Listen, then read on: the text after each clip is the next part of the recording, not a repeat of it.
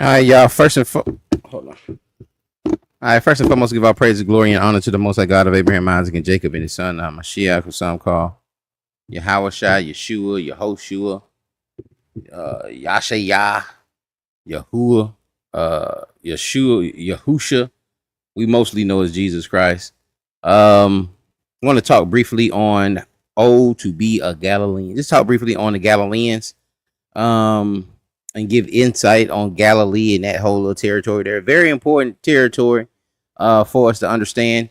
We got 19 slides, y'all. It's gonna be a little rough, but definitely got some other videos coming that I've done prior to this that I'm gonna upload after this class. But most of the slides are a lot of the slides are maps. Maps are very important for us to look at. And try to get understanding on. Shabbat Shalom, Pastor Rufus. Shabbat Shalom. Some of the maps is going to be very important for us to look at.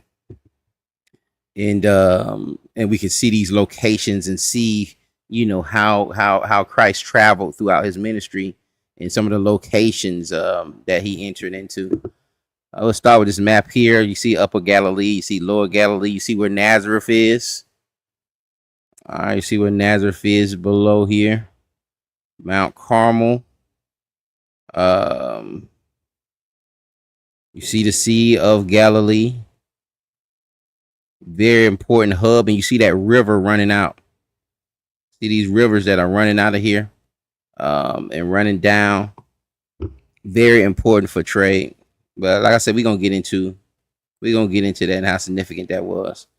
See Galilee here at the top. See Samaria. See where Jerusalem is, and how far Nazareth is from Jerusalem. Okay, you see the Sea of Galilee up there. You see Capernaum, very important locale, and you see that too. Also compared to where Manasseh is right there, and Ephraim and Dan. Samaria has become that chunk of land there. And also, we're going to talk about Ammon and Moab and some of the cities that land had been turned into. Also, they got conquered by the Greeks. But you see how that northern tribe, where those northern tribes were, and very important here too. A lot of us don't understand Simeon was in Judah. And we talk about these, where the other 10 tribes went up to. Simeon is inside of Judah. Simeon is inside of Judah, so one's going to have to explain how the Assyrians went inside of Judah and went down almost to darn Edom and pulled Simeon out of there. And you'll see a statement like Beersheba, from Beersheba to Dan. You see Dan is up here with I don't know if y'all can see my mouse. Dan is up here at the top right of Naphtali. So you have that statement all the way from Beersheba onto Dan.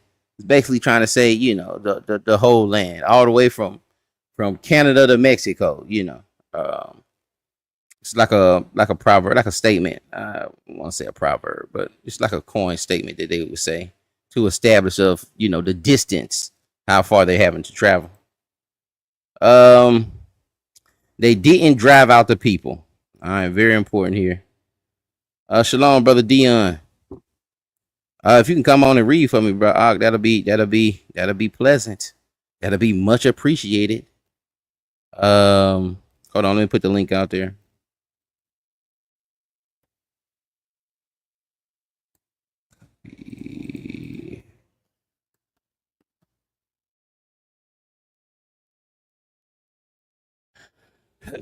Hold on here. We're going to read Numbers 33 through 33, 51 to 52. It says, "Speak unto the children of Israel and say unto them, when you are passed over Jordan into the land of Canaan, then ye shall drive out all the inhabitants of the land before you and destroy all their pictures and destroy all their molten images and quite pluck down all their high places." Okay. That's what we're supposed to be doing. But of course, we ain't do it. All right, Judges 1:28 through 33. It says, "And it came to pass when Israel was strong that they put the Canaanites to tribute." All right, what does it mean to put them to tribute? We made them pay taxes. See, we want them around. We're gonna make them pay taxes, man. It's almost like, why I'm gonna conquer these folks and just kill them? Why not just, keep them around and make them pay taxes? And did not utterly drive them out. We kept them around so we can put taxation on them. But the Most High told us to do what? Get rid of them. Get them up out of here. Get all their images up out of here. But brother said, "Nah, you know what? I got a better idea. Let's just put them in servitude. We might put them over here, and we gonna tax them. We'll tax them too." Neither did Ephraim drive out the Canaanites that dwelt in Gezer, but the Canaanites dwelt in Gezer among them. I just heard you come in. Okay, you out and about. Don't worry about it. Did I add you? Oh, come back in. Not my bad. I don't know if I deleted you or if I add you. But if you out and about, I can add you on. But I read. It's no issue.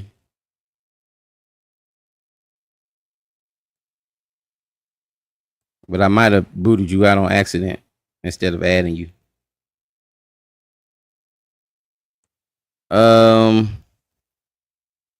I'm at. Shalom, brother. All right, shalom, huh? Shalom. I just wanted to get my sword. Oh, okay. I look like he was in the darn. At first, I thought you was in the high rise in the middle of downtown. That you go see some of them brothers out there at 5 Points, man. Nah, not today. I hear that. Okay. Can you make that a little bit bigger? Not really. I don't think so. Okay. But I can get it. I can tell you the text if you want to. Yeah. That's the Judges 128 through 33. Judges 1:33.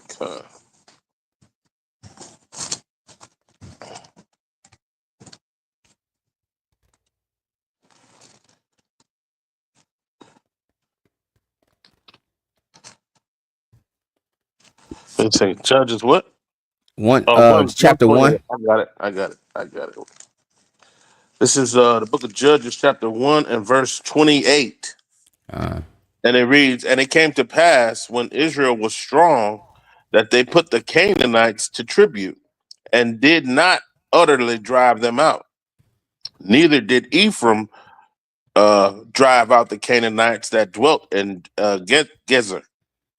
But the Canaanites dwelt in Gezer among them.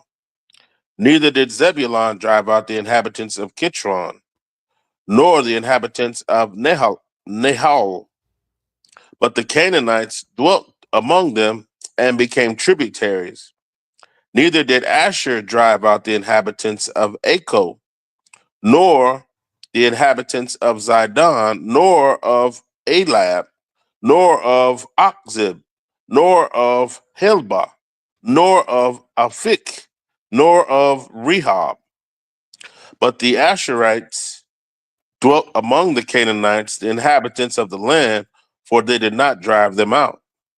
Neither did the Naphtali drive out the inhabitants of Bethshemesh, nor the inhabitants of Bethanath, nor Shalakia. But he dwelt among the Canaanites, the inhabitants of the land. Nevertheless, the inhabitants of Bethshemesh and the Bethanath became the tributaries unto them." That's it. And we can see from that all basically all these tribes did not do what the Lord told them to do. Told them to drive them out. Now we can speculate on why they didn't do it. Of course, we know that they wanted to put them on the tributary. They wanted to make them pay taxes. But what is the emotional state? Well, you just gonna kick some people out of the land. You just gonna women, children, men. You just gonna kick them out and take their houses out. But that's what the Lord told them to do. And I don't think that's what stopped them. I think the main reason pretty much is we wanted to make these folks pay taxes. And it wasn't really bothering us that much. It ain't been, what's the big deal? And they got to pay taxes. But the big deal is the Lord told us to drive these people and get them out of the line. And this how these people end up becoming, a hindrance, a snare onto us. The Lord was like, man, since y'all want to deal with these folks, I'm going to make them a snare among you. And this is, the issue started at the very front. We had issues at the very forefront. Like this ain't something that developed. We're going to look at Psalms 106, verse 32. And we're going to read down to 42. Psalms 106 and 32. They angered him also at the waters of strife, so that it went ill with Moses for their sakes, because they provoked his spirit, so that he spake inadvisedly with his lips.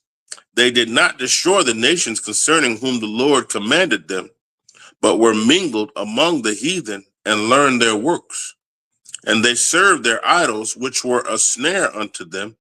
Yea, they sacrificed their sons and their daughters unto devils, and shed innocent blood, even the blood of their sons and of their daughters, whom they sacrificed unto the idols of Canaan. And the land was polluted with blood. Thus they were defiled with their own works, and went a whoring with their own inventions. Therefore was the wrath of the Lord kindled against his people, insomuch that he abhorred his own inheritance. And he gave them into the hand of the heathen, and they that hated them ruled over them. Their enemies also oppressed them, and they were brought into subjection under their hand. God. And so this is the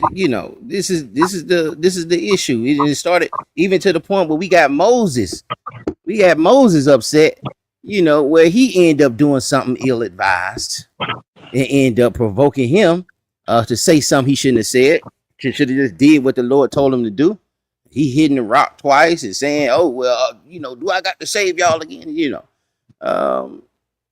And they did not take these nations. They did not destroy these nations and get them out of this situation. They mingled with the heathen, the text says, and learned their ways. And I know it seems harsh. It seems harsh to think that our forefathers were taking their children, taking their children that they didn't want, taking their children that they felt that might have been too much of a burden, and casting them into the fire of Moloch. And it's, oh man, that's crazy. Is it crazy? And then we talk about the abortions that we have today. We doing the abortion for the same reason, and that's why we correlate the abortion clinics to the temple of Moloch, where we're doing that because we feel, hey, well, the child is such a burden. We ain't got it, and this was, this could be part of the reasoning of them getting rid of those kids, and also feeling like, hey, you know what, I did something righteous to this false deity. He may reward me for that. My crops may grow because I got rid of this burden. And so I can see, how we can get involved in that, even though it's kind of hard to imagine that we would go to that level. But yeah, many of us will go to that extent.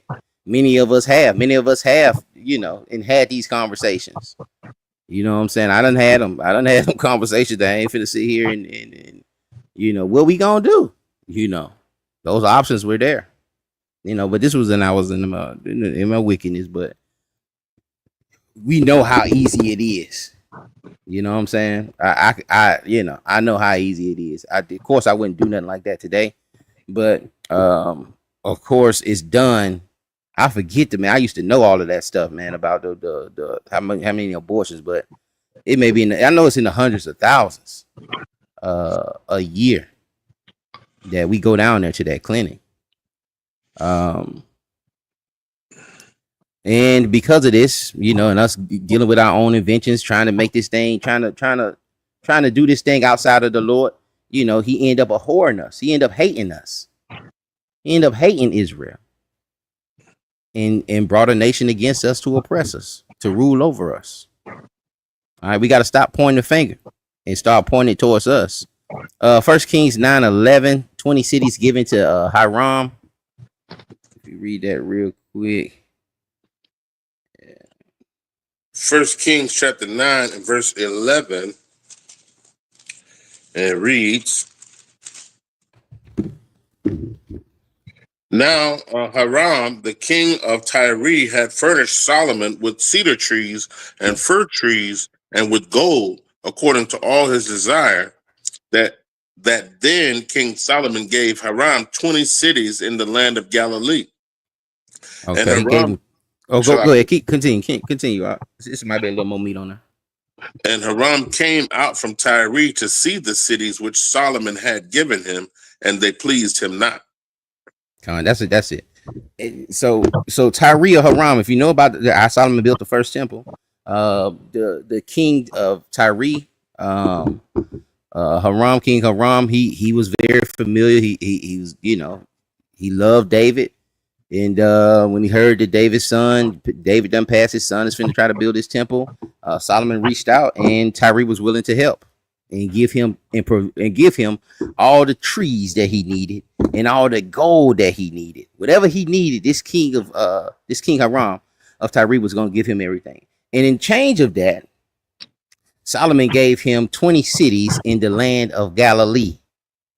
All right, in the land of Galilee, he gave him 20 cities. Now, King Hiram goes and checks out these cities, and he's disgusted. He's like, man, what is it? What is this? Like, I ain't sure, man. This ain't it. Not for what I did, not for what we just did, not for how we got that temple looking. This ain't it. These 20 cities ain't it. He was disgusted. And I think that it goes into the brotherly covenant. He broke the brotherly covenant. He gave him 20 cities, and that Hiram was a little disgusted at that. Kabul, I think Kabul is one of those cities. Really why I got that here. But we'll skip that and we'll come back if we need to. It says at the moment, I read this here, this travel Judah. Oh, you can read it out. Go ahead. Shalak. Can you see that? You can't see that, can you? I'll read it. I don't know if you can see that.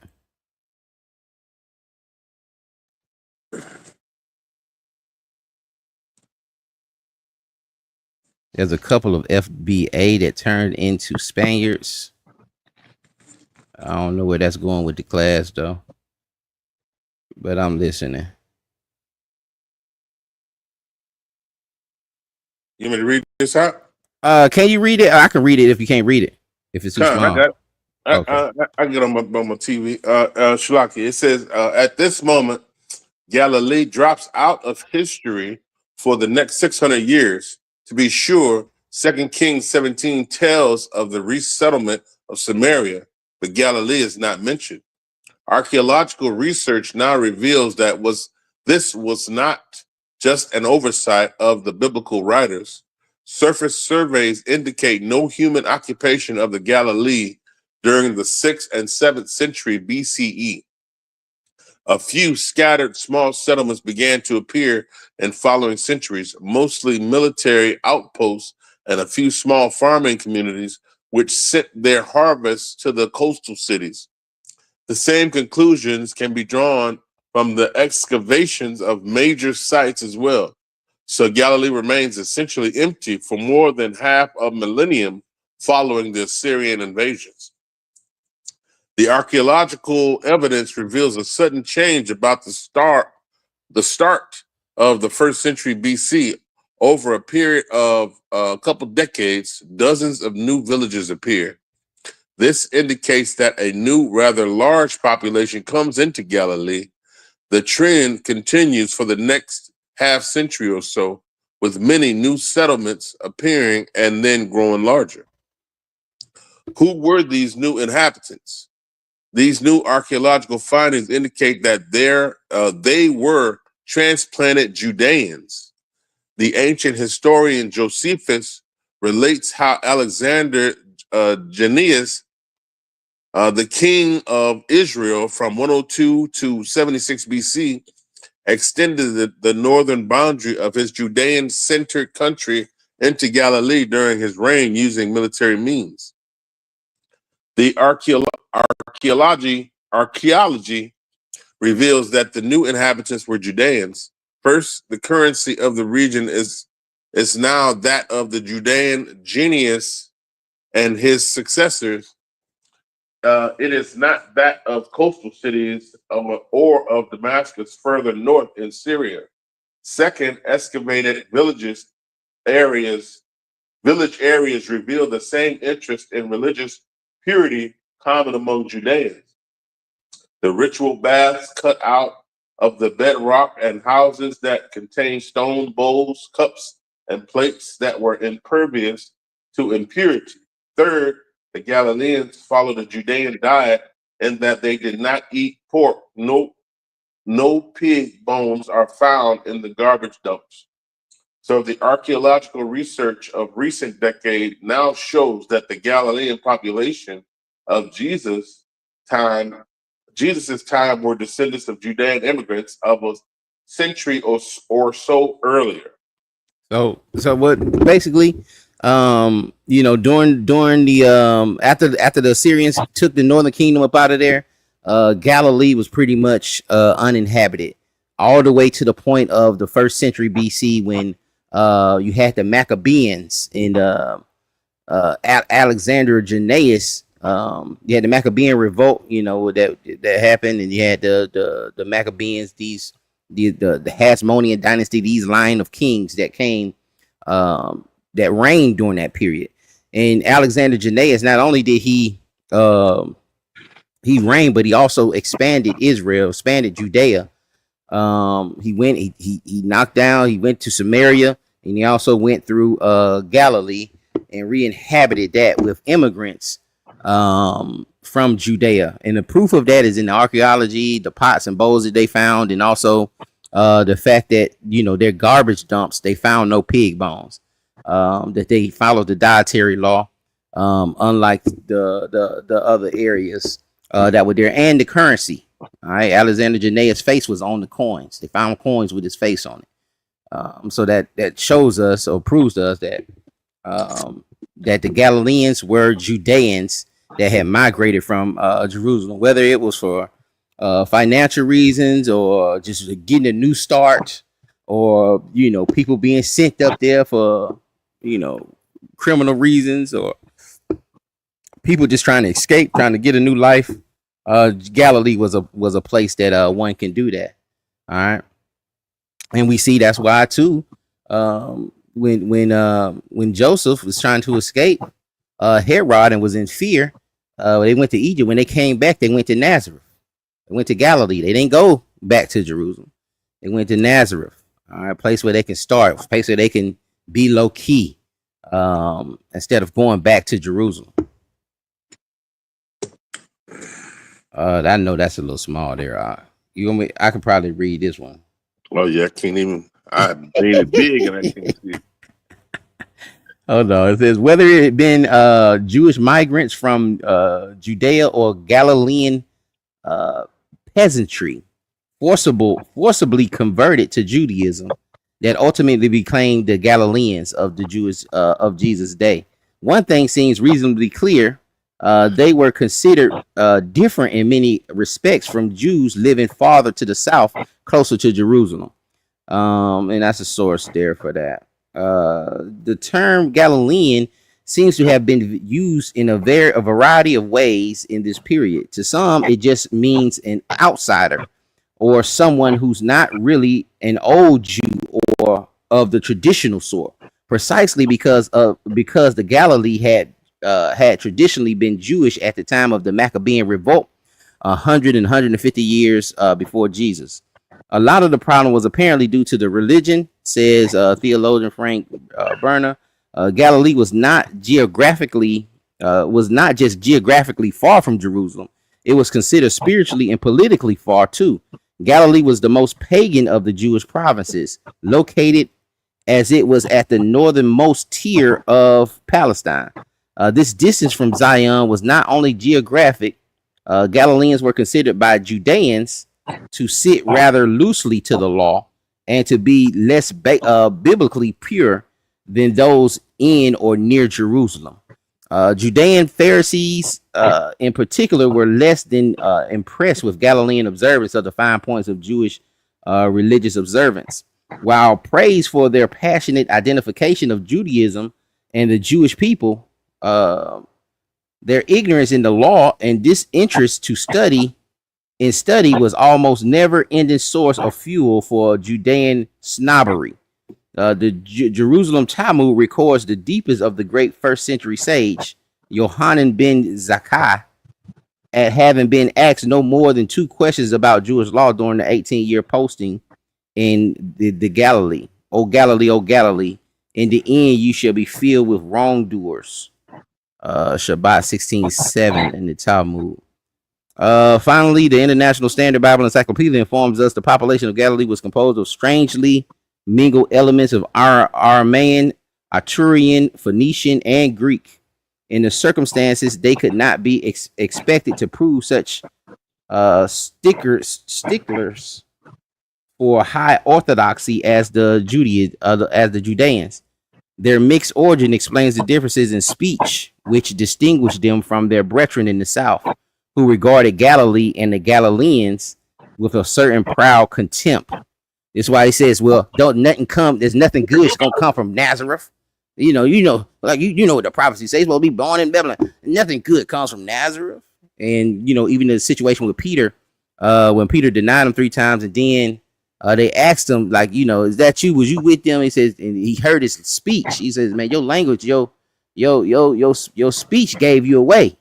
Your accent gives you away.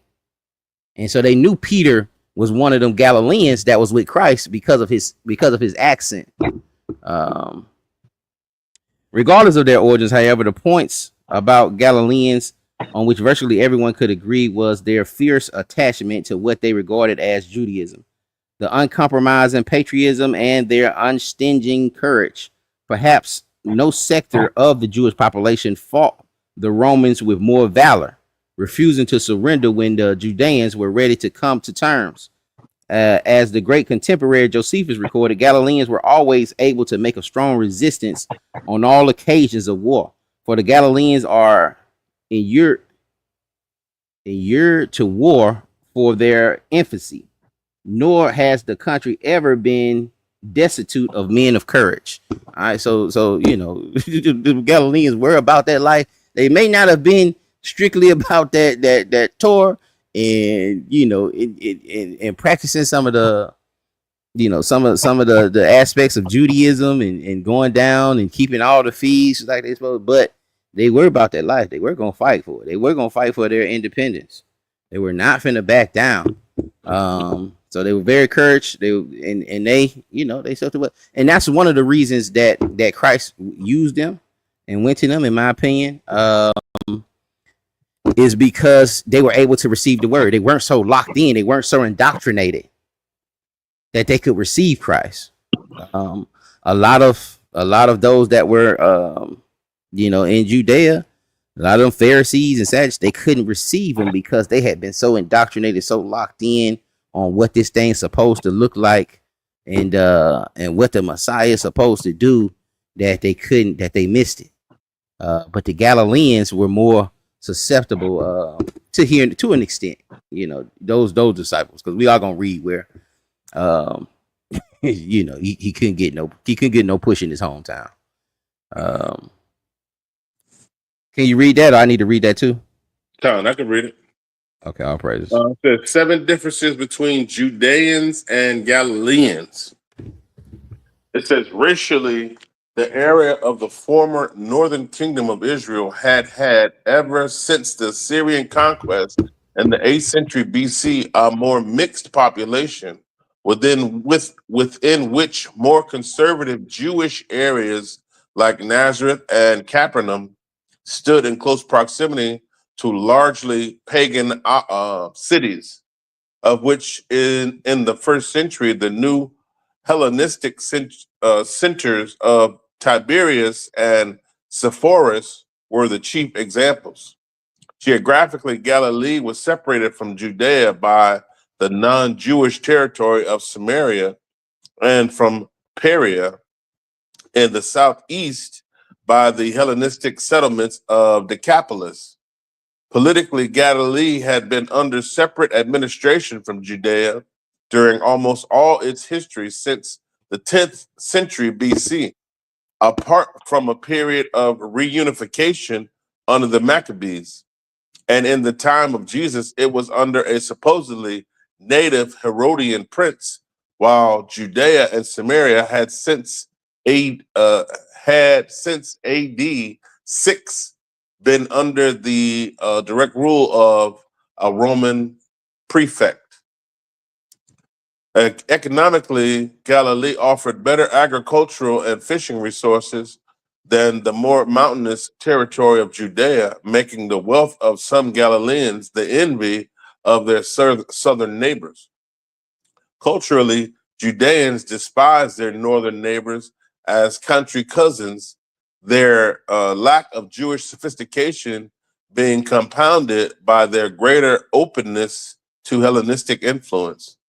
Linguistically, Galileans spoke a distinctive form of Aramaic whose slovenly consonants, they dropped their don't worry about it. yeah, the H's, I don't know. Yeah, they dropped their H's, were the butt of Judean humor. Religiously, the Judean opinion was that Galileans were lax in their observance of proper ritual, and the problem was exacerbated by the distance of Galilee from the temple and the theological leadership, which was focused in Jerusalem.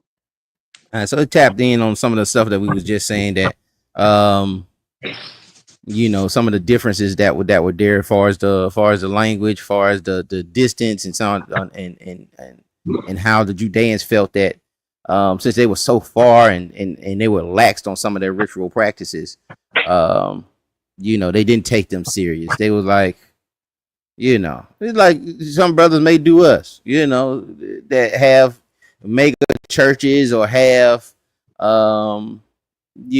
big congregations, big camps. I mean, look at Brother Phineas, man. That brother, man.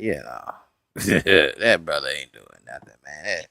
It's 13 people watching her live, man. It ain't nothing going on. That brother don't know what he's doing. He lacks in his rituals and might be the butt of humor. Might be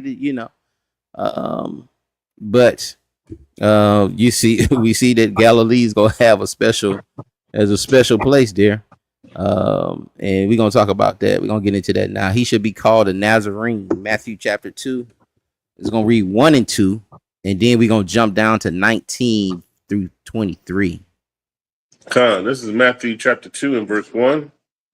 Now, when Jesus was born in Bethlehem of Judea in the days of Herod the king, behold, there came wise men from the east to Jerusalem, saying, Where is he that is born King of the Jews? For we have seen his star in the east, and are come to worship him.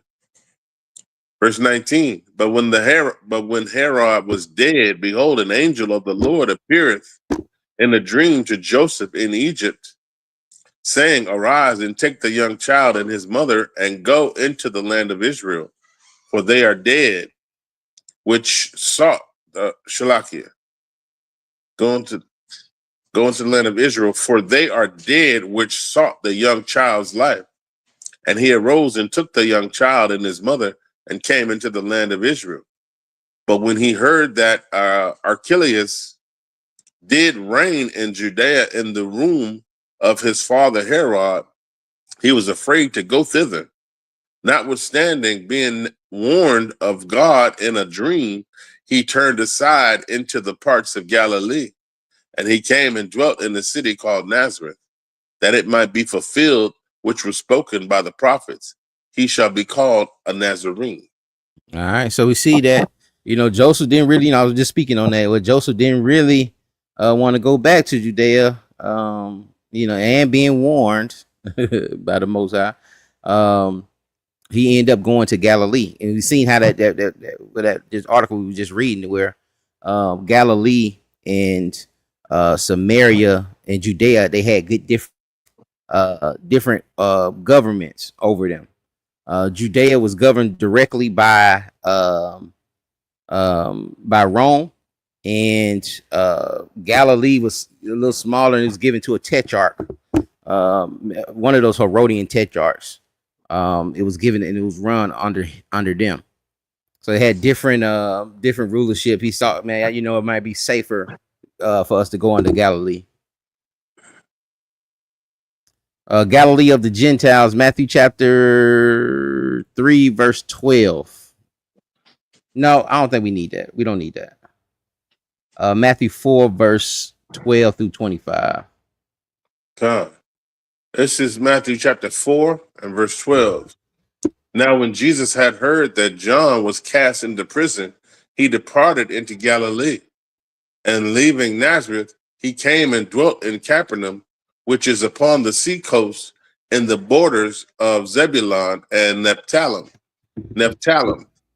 that it might be fulfilled which was spoken by Isaiah the prophet, saying, the land of Zebulun and the land of Nephthalim, by the way of the sea beyond Jordan, Galilee of the Gentiles, the people which sat in darkness saw great light, and to them which sat in the region and shadow of death, light is sprung up. And Shalakia, again, we was talking about how the Gentiles were kind of looked at not doing their spiritual practices. We understand that they're Judeans, but they weren't really. They were looked down upon because they were in darkness, and it's kind of lined up with lined up with the prophecy. And we're in that place of darkness. They're gonna see a great light. All right, and that great light was Christ. Go ahead, Shalaki.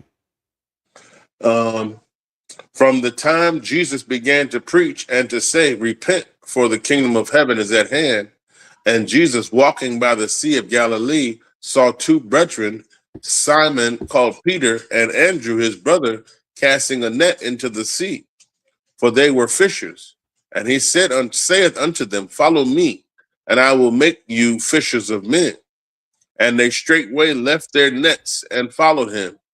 And going on from thence, he saw other two brethren, James, the son of Zebedee, and John, his brother, in a ship with Zebedee, their father, mending their nets. And he called them, and they immediately left the ship and their father and followed him. And Jesus went. And Shalakia, when they called, when they got called, they dropped it and left. They weren't contemplating, they weren't thinking about. Joseph was trying to bring in their nets. They dropped their nets. That's their livelihood. That's how they eat. They dropped everything.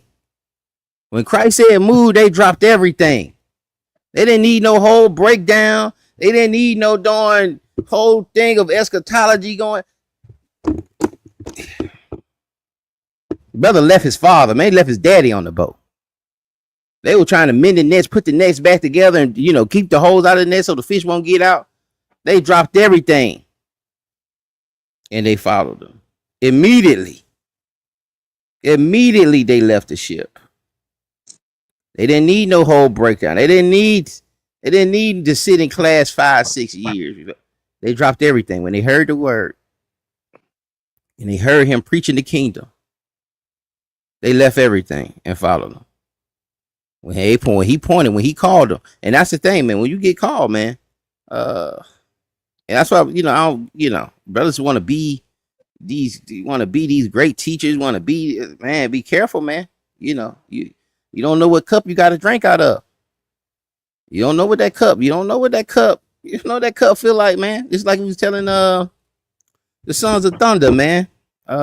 Two brothers asking, man, we want to sit on your right hand. Like, man, I ain't mine to give you, man. But you gonna drink from this cup. Can you drink from this cup that I'm drinking from? So you just gotta be mindful. But when you are called, you can't run. You can't be Jonah. You can't be running. You're gonna make it worse on yourself.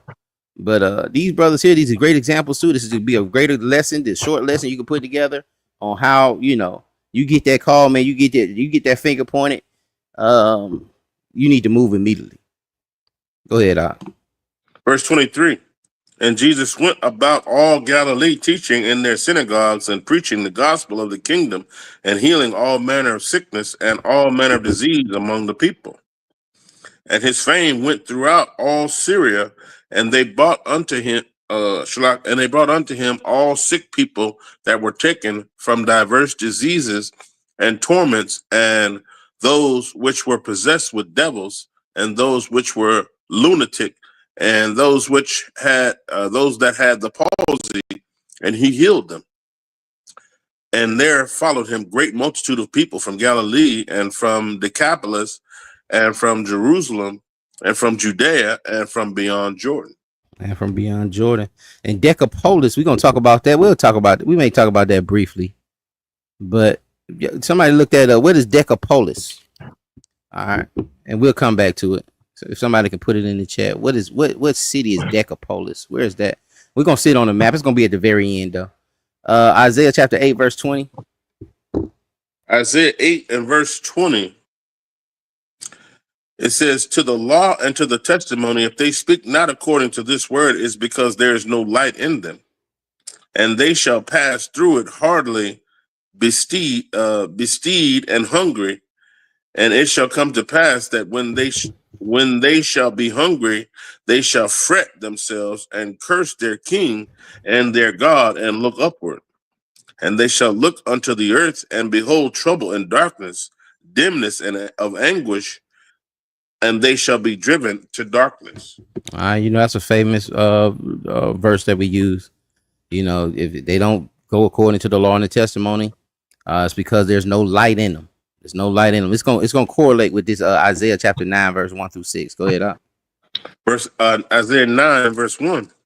Nevertheless, the dimness shall not be such as war in her vexation, when at the first he lightly afflicted the land of Zebulun and the land of Naphtali, and afterward did more grievously afflict her by the way of the sea beyond Jordan in Galilee of the nations. The people that walked in darkness have seen a great light, that they that dwell in the land of the shadow of death, upon them have the light shined. Thou hast multiplied the nation and not increased the joy. They joy before thee according to the joy in harvest, and as men rejoice when they divide the spoil. For thou hast broken the yoke of his burden and the staff of his shoulder, the rod of his oppressor, as in the day of Midian. For every battle of the warrior is with confused noise and garments rolled in blood. But this shall be with burning and fuel of fire. For unto us a child is born, unto us a son is given, unto the government shall be upon his shoulder, and his name shall be called Shlakia, and his name shall be called Wonderful Counselor, the Mighty God, the Everlasting Father, the Prince of Peace.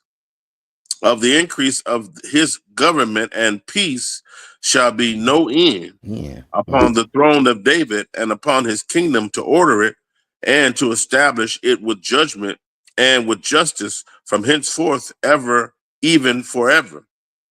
The zeal of the Lord of hosts will perform this. The Lord sent a word into Jacob, and it have lighted up Israel. And all the people shall know, even Ephraim and the inhabitant of Samaria, that they that say in the pride and stoutness of heart. The bricks are fallen down, but we will build with hewn stones. The sycamores are cut down, but we will change them into cedars. That's all I wanted. Shalaki, go ahead. Now you good. It was still some meat on there. That's why I let you keep running. But it just shows us, again, that light coming into that darkness. And Assyria, coming in that first time, You had a little warning, some of Naphtali and Zebulon and some of the northern kingdom had a little warning. Could have got it together. Actually, a King Hezekiah ended up sending, when they first hit Assyria, King Hezekiah ended up sending a letter to some of the remnant of the northern kingdom that hadn't got taken out yet on that first hit, and offered them to come keep Passover. Let's keep Passover together. Let's do it right. Let's do it right one time. Come on, y'all. Come on down, man. You see what done happened to y'all? Come on down and let's keep this Passover together. And jokers, well, I ain't gonna say they did, because some people did come down. Some of the northern kingdom did come down and start dwelling in Judea, but a chunk of them didn't. And Assyria came in the second time and ended up pulling them up out of there. And we got to that point where they're in this darkness. The land is in this darkness. We read earlier where 6th century, that land was unoccupied for half a millennium. The land's unoccupied until the Maccabees come in, and even when the Maccabees come in, Galilee is so close to these heathen nations that they're keeping these rituals and keeping the law kind of loosely. And so in this darkness, in this place that people are making humor of, and Judeans are even looking down on, a great light came into him. The Prince of Peace came into him. The Wonderful Counselor came into this particular region. Rejection from his hometown. We're going to read Luke chapter 4, verse 14 through 32. Luke 14. Oh, 4.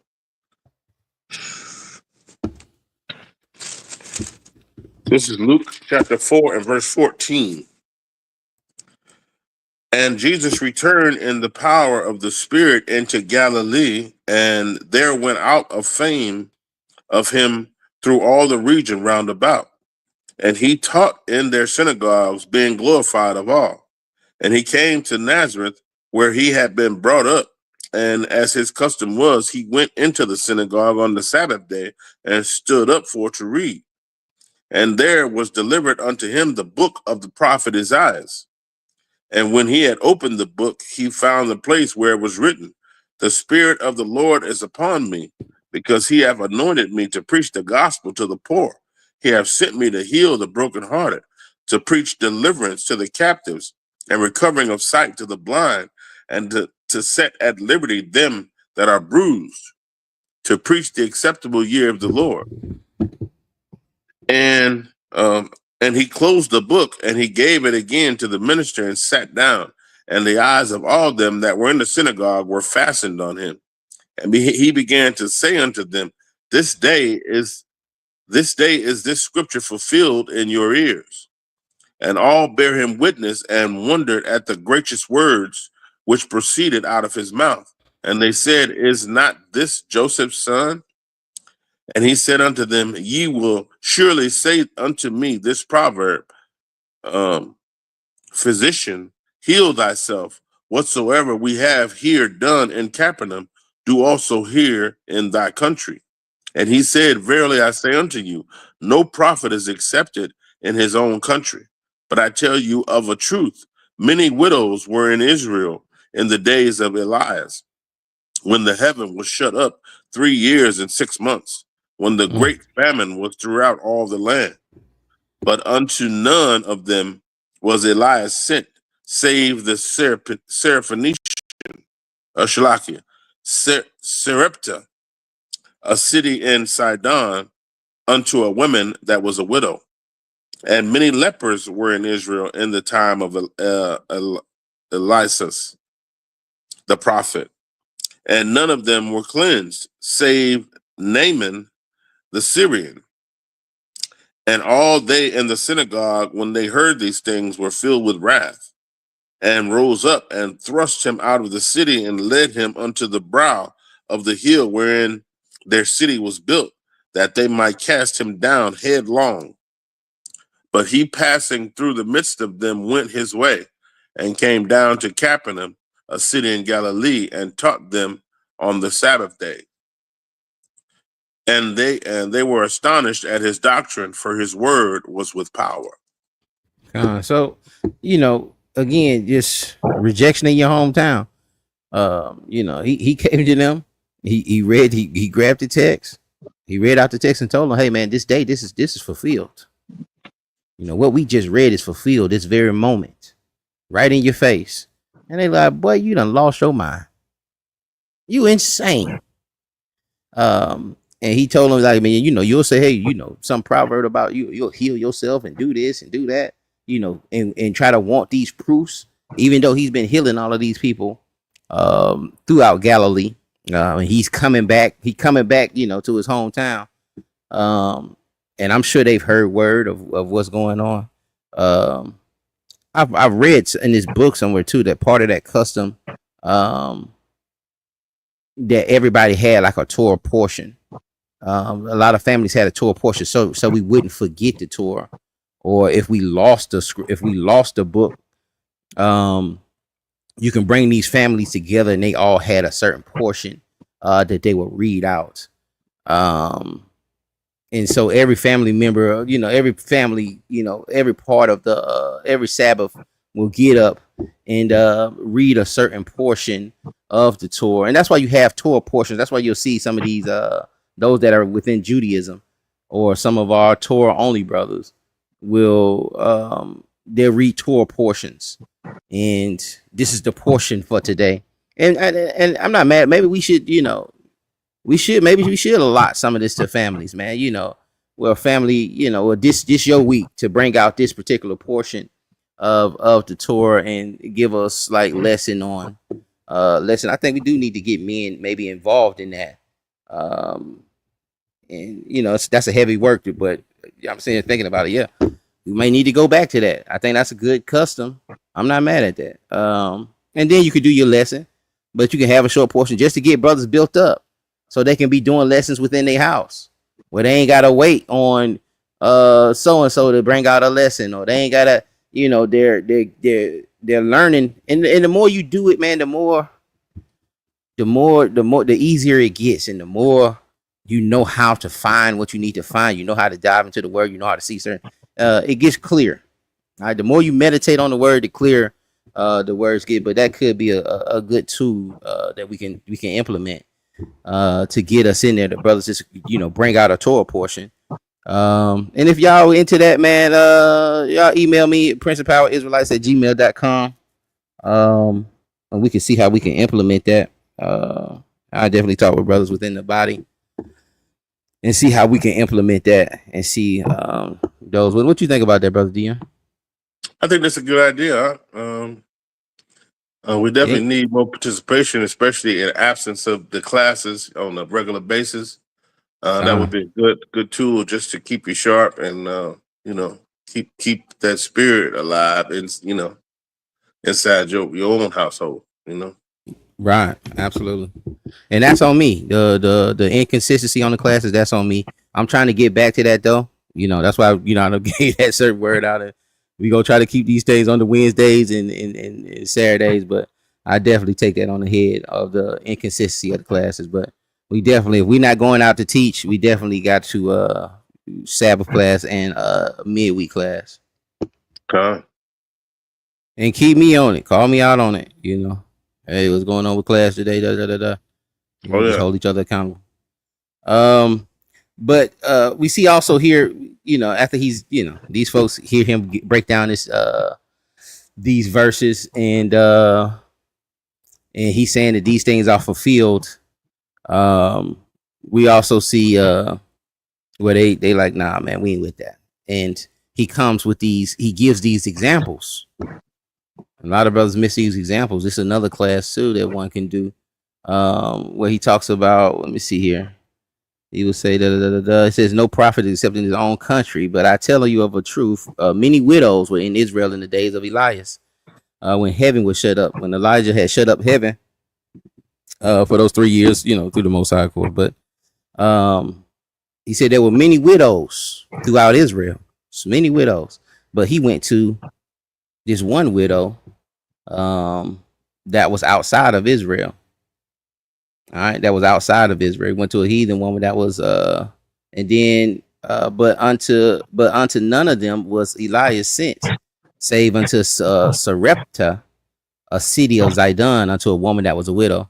He said there's many lepers that were in Israel, but Naaman, the Syrian, and that's a good lesson too. Naaman the Syrian, um, they were only sent to him. He got healed, not Israel. All right, and why? Because we reject our own. That's just Joseph's son.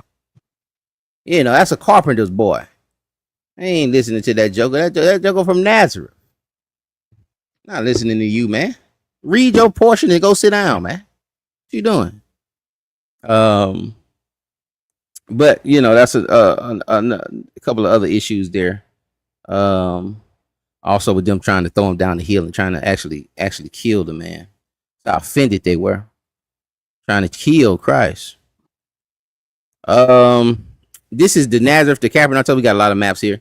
And we see he traveled all the way up here. And you see like these cities, St. Peter's and Capernaum and Gennesaret on this water here.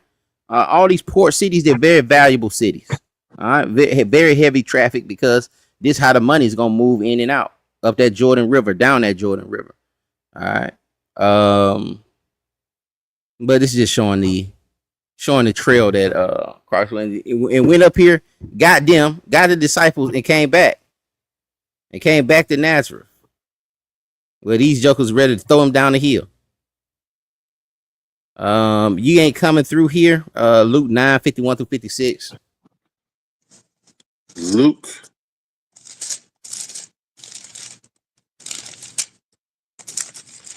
chapter 9 and verse 51.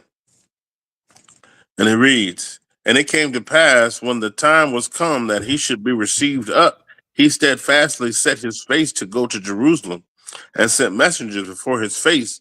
And they went and entered into a village of the Samaritans to make ready for him. And they did not receive him because his face was as though he would go to Jerusalem.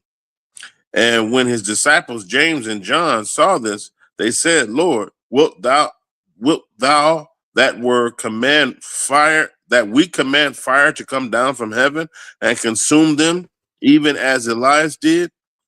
But he turned and rebuked them and said, ye know not what manner of spirit ye are of.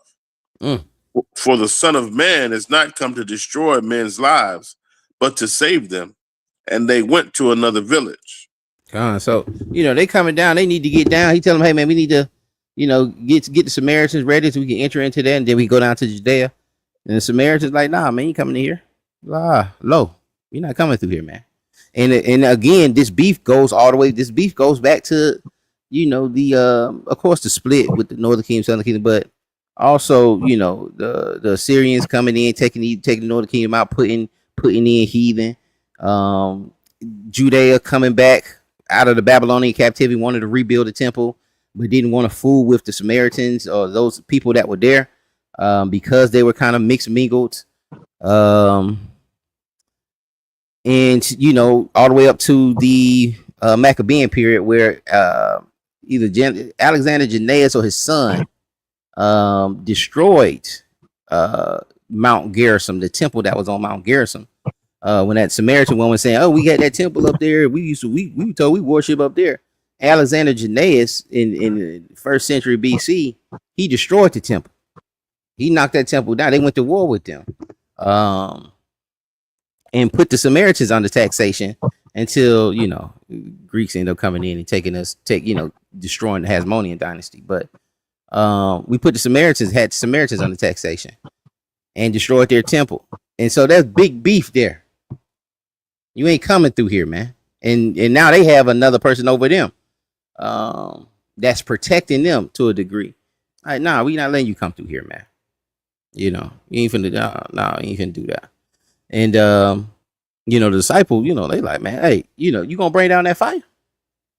You gonna bring that fire down? You don't want us to call down that fire like Elijah fall out of that fire? He just had to check him like, this ain't the time for that. This ain't the spirit to be in. I didn't come here. I came here to save life. I didn't come here to destroy him. Um, and so we got to understand what time we in, what dispensation we in. We get these things mixed up, and we kind of get so burnt on destroying the people, and but it has to be, you know, we in a dispensation where we try to get these people right. We need to be getting us together. We need to be getting us right, you know, before this grace ends, before this mercy ends. And so that's just something we have to look at too, man, that we don't jump in that same spirit of just burn, burn, burn, burn, burn, burn, burn. You know, understanding we all have our own situations and things that we need to work out, that we can better ourselves and become better vessels to be used for, you know, shining this light, you know, preaching the gospel, and bringing our people to life. But this, you know, it's just a warning for us not to fall into that spirit, like our brother did here, man. He just wanted to destroy these folks because they didn't want to let them through, and they ended up having to go around, you know. And you can see the little trip here a little bit where they're coming through. They're coming from Nazareth, and they kind of bending here, and then coming down to the Judean desert, and then doing that circle there. And then you see that Decapolis again. You see Perea again. But I was mentioning these because this is really supposed to be Ammon and Moab. All right, this is Ammon and Moab that was on this other side of the Dead Sea in the Jordan River. Why are they not? Now are they no longer Ammon and Moab? What? Nazareth, John 1:34. We're gonna read through 54. Got a few more slides, y'all. About 3-4 more slides. John chapter 1, verse 34. John chapter 1 and verse 34. And it reads, "And I saw and bear record that this is the Son of God." Again, the next day after John stood and two of the disciples, and looking upon Jesus as he walked, he said, "Behold, the Lamb of God." And the two disciples heard him speak, and they followed Jesus. Then Jesus turned and saw them following, and said unto them, "What seek ye?" They said unto him, "Rabbi," which is to say, being interpreted, Master, "where dwellest thou?" He said unto them, "Come and see." They came and saw where he dwelt, and abode with him that day, for it was about the 10th hour. One of the two which heard John speak and followed him was Andrew, Simon Peter's brother. He first findeth his own brother Simon, and said unto him, "We have found the Messiah," which is being interpreted the Christ. And he brought him to Jesus, and when Jesus beheld him, he said, "Thou art Simon, the son of Jonah. Thou shalt be called Cephas," which is the interpretation of stone. The day following, Jesus would go forth into Galilee, and findeth Philip, and said unto him, "Follow me." Now Philip of Bethsaida, the city of Andrew and Peter, Philip findeth Nathanael, and said unto him, "We have found him, of whom Moses in the law and the prophets did write, Jesus of Nazareth, the son of Joseph." And Nathanael said unto him, "Can there any good thing come out of Nazareth?" Philip said unto him, "Come and see." Jesus saw Nathanael coming to him, and said unto him, "Behold, an Israelite indeed, in whom is no guile."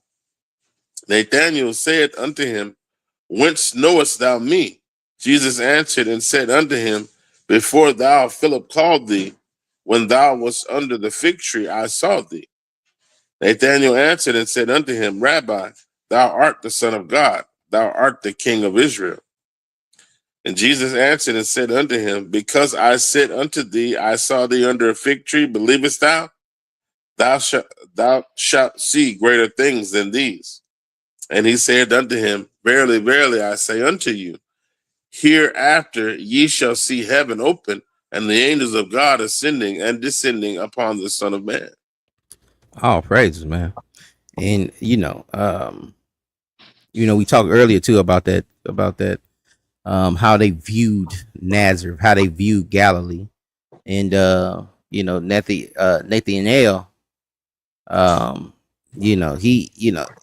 Christ had to tell him was, I seen you on, picking figs under, picking figs under this fig tree, and that was enough. He said, "Oh, no, you surely the king of Israel." And even Christ responded like, "Man, that's all you needed to believe. That's all you needed." And that's why I was talking about, like, those Galileans didn't have that indoctrination on them. Them Galileans didn't have that heavy indoctrination on them where they couldn't see Christ. It didn't take much for them. They were open. They were still open to receive the word. They were till ground. They were till soil. They were prepared to receive the word. And that's another thing we have to make sure that we do, that we till our follow ground, that we prepare ourselves, prepare our grounds.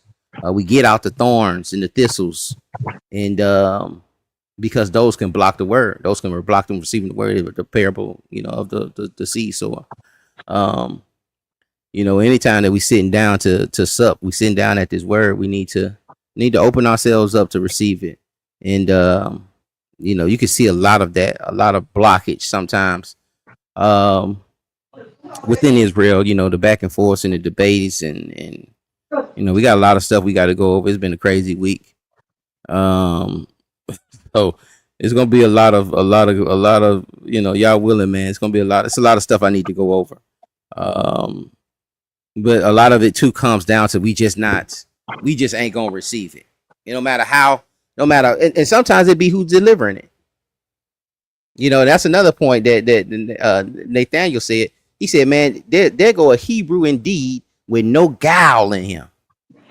See, sometimes and that's why the bishop need to be blameless. You can't have sometimes that'll block the word. Even though you're saying the right thing, you're absolutely saying it correctly. You're absolutely breaking it down correctly, but you just got so many offenses on. You got so many offenses on them. People are seeing you do so much foolishness. They're seeing you in so much foolishness that it's just hard for them to receive it from you. And so, and that happens too, man, with a lot of our parents, and some of our close loved ones. When we come into this thing and you trying to get them that word, you still got that stuff on you. You got to give it some time. You can't just immediately go to them, because they still see some of the guile that you went through. They've seen, they're still looking at your history. And so, you got to give it some time and put effort into, bringing out more fruits, being a light, and having and establishing that history, and then going to feed them. And then, they'll get to a point where they'll come to you and they'll ask you. My dad asking me, sitting down, like, "Man, Pastor was teaching this right here, and I don't know. I don't think he was right." And I knew then. I said, "Okay, he respect what I'm doing. He wanted, man, let me get the Hebrew shirts, man. Let me get some of them shirts with them fringes on it, man. And it ain't that I for me, I don't feel like he's like, I'm an Israelite, I just want to do it. No, it's support of just seeing me and seeing what it did to me. But it didn't happen overnight. It wasn't something that happened in 2 days. It wasn't something that I watched the video and then went to him and tried to start teaching him after he seen all the foolishness and bonding me out of jail and all the dumb stuff, catching me with drugs. It's gonna be hard to receive. But we seen Christ as being an individual. Nathaniel seeing him as someone with no guile. Oh, I'm sorry, Shalakia. That's vice versa. Christ told Nathaniel he had no guile. Christ told Nathaniel and said he had no guile. Apologies. But glean from it, take what you can, take what you can from that. Chew the beast, spit out the bowl. But you need to be an Israelite with no guile to spread that message. Another map here. Y'all know this thing kind of small here. But you see Tyree way here up at the top. Again, you see that Decapolis here, but all of these little small circles are places where Christ stopped. All of these are locations, Christ locations, where he stopped and he ministered. And you see the bulk of those dots are where? You see, the bulk of those dots are in Galilee. All right, and then a good chunk. There's a good chunk in Judea. One chunk of Samaria where we of course we the woman at the well. There's a spot in Decapolis. Um, and that's why I said, you're getting the sword, you're getting the Bible. You can get a Bible with with a study Bible with certain maps in it, definitions, lexicons. Just don't be going in there grabbing no Bible. All right, this is a tool you're using, and you're trying to, and it's an important tool. Probably it's the most important tool. So don't just go in there and buy no cheap $10, $20 Bible that has no references in it and so forth. You need the maps, you need the references, you need the lexicons, and even if you ain't using it now, you may grow to a point where you'll be using these things. All right, they're not in there for no reason. All right, it's also showing the ministry trail here in Galilee, through Galilee. No props. Go ahead, brother. I'm gonna tell you, that's the most frustrating part to me, is knowing all the places that he went, all the people that was following him, all the miracles that he did in front of these people, and yet you still have folks. The word was coming out. The people was telling other folks, "Well, we witnessed the Son of Man. He did such and such and such and such," but then it still had such a large population that did not believe. Like that is just, it's just sort of crazy to me when you had this evidence right in front of your face. That just baffles me, man. I don't get it.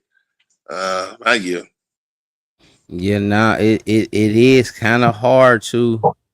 It's kind of hard to imagine that if you're seeing him doing all of, and especially with us at a time where we ain't believing nothing.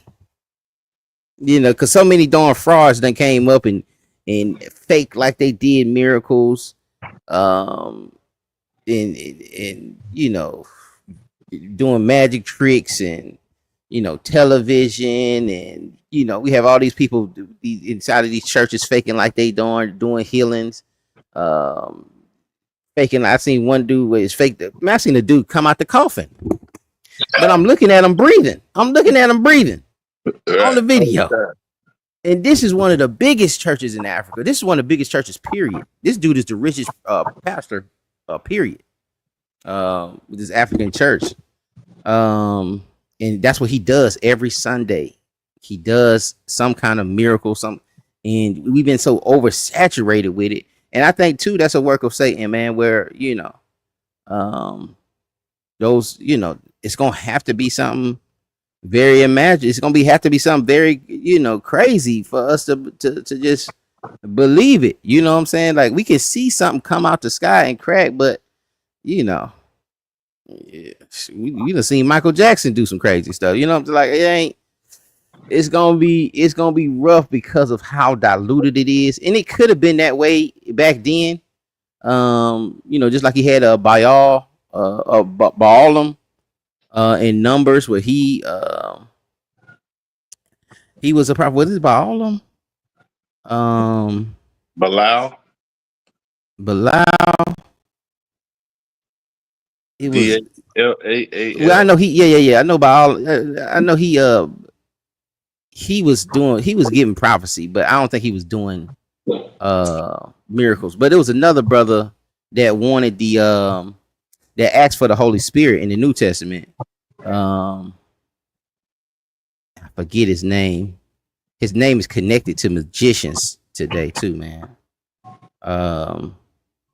I forget his name, but he asked Peter and them for that Holy Spirit. He was following them for a little second, because he did do certain little things before, but he seen them doing that, saving people and healing people through that Holy Spirit. He wanted that. Let me see if somebody put it in the chat. He wanted that. He wanted those gifts, and then Peter end up banning them, cussing them out, pretty much spiritually cussing them out. But there was also the sister that was prophesying. and Paul ended up taking her power away from her because she was talking so much and giving away that who they were. They ended up taking her power away from her. I remember actually one time, man, we were teaching in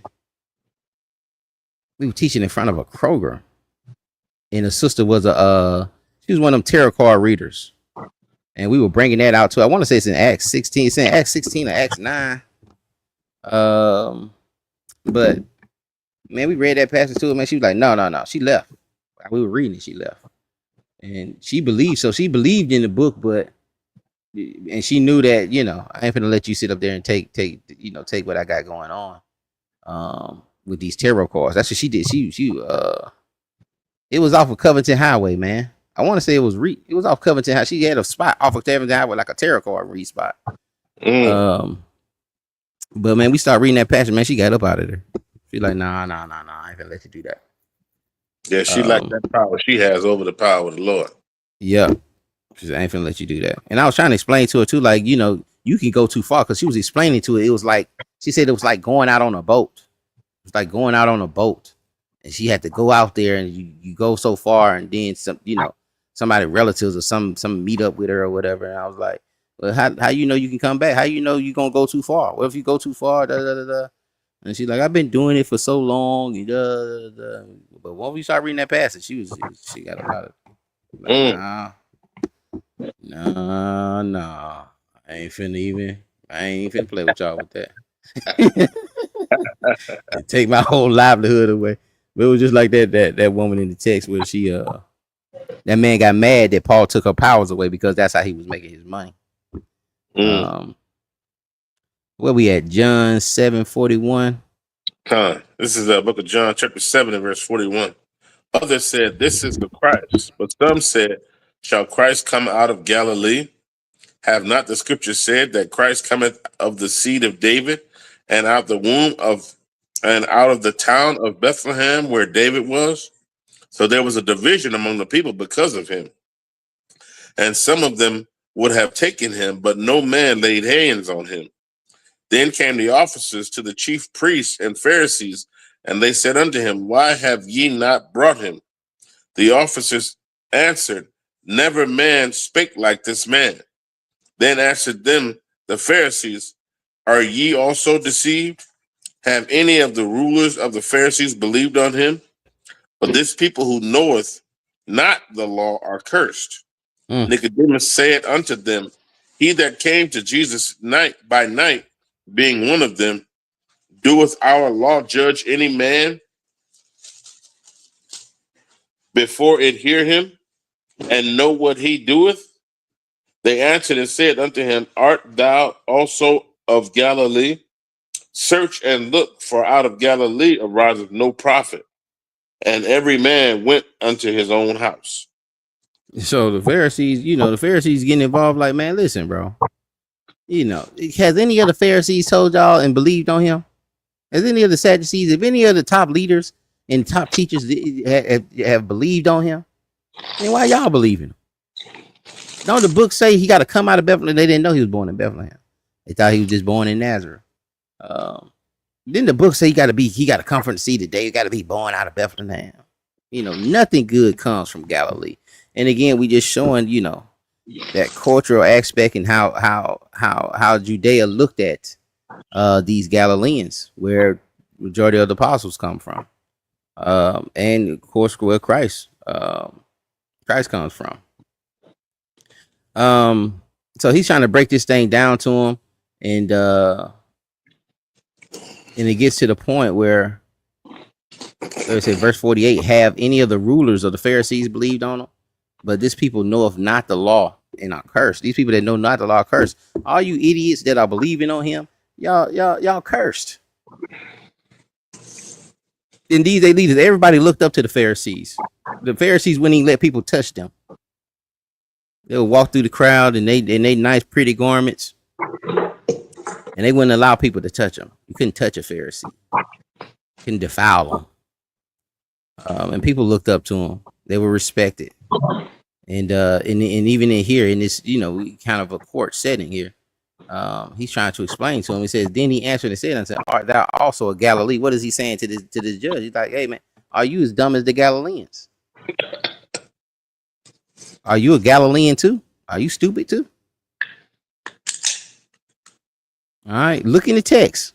Look in the text and tell me where a prophet come out of Galilee. Crazy, man. Matthew 23:73. We talked about this too. Matthew 26:73. And that's the last slide. This is book of Matthew, chapter 26 and verse 73. It reads, a little later, some of the other bystanders came over to Peter and said, you must be one of them. We can tell by your Galilean accent.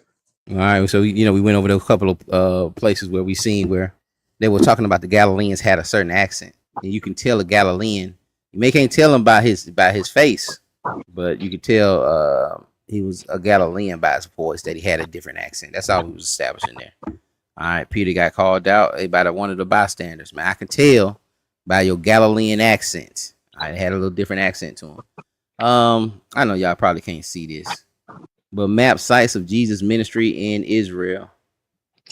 All right, and this is just a plethora of information where you can see exactly where these things were happening. That large fish caught, all the a lot of this stuff happened in Capernaum.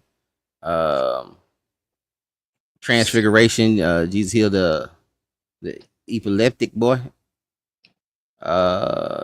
Jesus calms the storm in Sea of Galilee. They see all this stuff happening around that Galilean area. Of course, he was rejected by his people in Nazareth. Water into wine, we see that in Cana over here. And that's just to kind of give a viewpoint of where these things are. And look, all this stuff happening away from Judea. All right. Jesus teaches on marriage. Crippled woman helps a man with dropsy. Jesus speaks to his disciples at Jericho. But again, man, these maps are don't sleep on the maps, y'all. Don't sleep on the maps. One day you're just sitting around and go to the back of your book and look at some of the maps. You may have some information, some informative information there. Some stuff that you're like, oh man, I didn't know that happened that close, and that was there. But it's very important that we look at these things. So when we read in the text, we can kind of know where these locations are. We can get more familiar with these particular areas. Decapolis, you see that there? Jesus healed the family. Decapolis is 10. It means 10 in Greek. That dec is 10, D-E-C. 10 cities. All right. It was a city. Those were 10 cities built by the Greeks. Matter of fact, it might have been the Romans. Let me look it up. Y'all. Decapolis. And so when you see certain things, don't just let it go by you. It says Decapolis was a region in ancient Palestine consisting of 10 cities, primarily of Greek culture, located east and south of the Sea of Galilee. It was established after Roman General Pompey conquest in 63 BC, and these cities enjoyed a degree of autonomy under Roman rule. The term Decapolis literally means 10 cities in Greek. All right, and this was an area that was where it was once Moab and Ammon. All right, these people got conquered, and the Greek built cities over it. Now the Moabites and Ammonites still stayed there, but they turned into Roman cities. Decapolis is 10 Roman Greek cities, all right, that lived autonomously with Rome. Okay, so this is why we don't see a lot of Moab and Ammon within the New Testament. You are seeing it. It's called Decapolis, but in Perea, because these cities were conquered by General Pompey in 63 BC. All right, so it's a little more information that we can get a little more understanding on. First Corinthians, brother brought out First Corinthians. He said, but God have chosen the foolish things of the world to confound the wise, and God have absolutely. Absolutely. That's how it works. And that's what those Galileans were. That's what the disciples were. They were the foolish things of the world. And that's what a lot of them felt Christ was. Confound the things which are mighty. We got any questions? Any questions? Give y'all about 3-4 minutes to put in any questions that y'all may have. And if not, we'll get on up out of here. Dion, if you have anything. No, I see, I'm looking at this map and I see all of these different accounts, and it's like it's just really it's crazy because these cats weren't like taking no car; they was walking through. They were walking. Yeah, you know what I'm saying. So that's like even more crazier. That you see this multitude of people following Christ and Him doing all these miracles, and you still choose not to believe. There's something wrong with you, huh? Yeah. I guess really this is crazy. And especially around the Sea of Galilee, because that's a transport hub. So these stories are going out. They leaving in and out, through this transport hub going up and down the Jordan.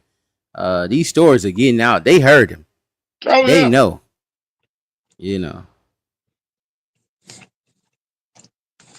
But that's Israel. That's Israel. That might be the line of the class. That's Israel for you, boy. That's Israel. I don't see no questions, y'all. I pray this thing was edifying, y'all. We'll see y'all on the next one. Y'all be blessed. Enjoy the rest of your Sabbath. Shalom. Shalom.